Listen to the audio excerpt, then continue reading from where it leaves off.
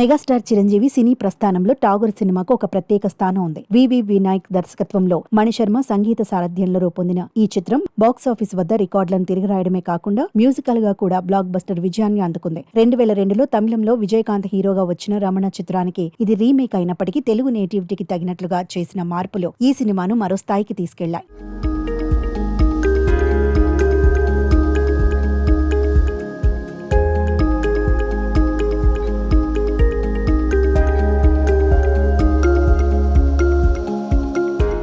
ఈ సినిమాకు సంబంధించి ఒక ఆసక్తికరమైన విషయం ఏమిటంటే చిరంజీవి కంటే ముందే యాంగ్రీ యంగ్ మ్యాన్ రాజశేఖర్ ఈ సినిమాను చేయాల్సి ఉంది. వరుస రీమేక్లతో సక్సెస్ అందుకుంటున్న రాజశేఖర్ రమణ చిత్రాన్ని చూడగానే దాని రీమేక్ రైట్స్ కోసం ప్రయత్నించారు. ఆ చిత్ర నిర్మాతతో రాజశేఖర్ కు సన్నిహిత సంబంధాలు ఉండటంతో సినిమా చేసే విషయంలో చర్చలు కూడా జరిగాయి. కానీ కొన్ని సాంకేతిక కారణాల వల్ల ఆ అవకాశం ఆయన చేజారిపోయింది. రాజశేఖర్ ఆ చిత్ర నిర్మాతకు స్నేహితుడు కావడంతో కేవలం మాటల మీద ఆధారపడి ఎలాంటి లిఖితపూర్వక అగ్రిమెంట్ చేసుకోలేదట. అడ్వాన్స్ ఇచ్చేందుకు సిద్ధమవుతున్న సమయంలోని తెలుగు నిర్మాత ఠాగూర్ మధు ఒరిజినల్ నిర్మాతను కలిసి భారీ మొత్తాన్ని ఆఫర్ చేశారు. దీంతో నిర్మాత మాట మార్చి రైట్స్ ను మధుకు విక్రయించారు. ఒకవేళ రాజశేఖర్ ముందే అగ్రిమెంట్ చేసుకుని ఉంటే చిరంజీవి కెరియర్ లో ఈ అద్భుతమైన సినిమా ఉండేది కాదు.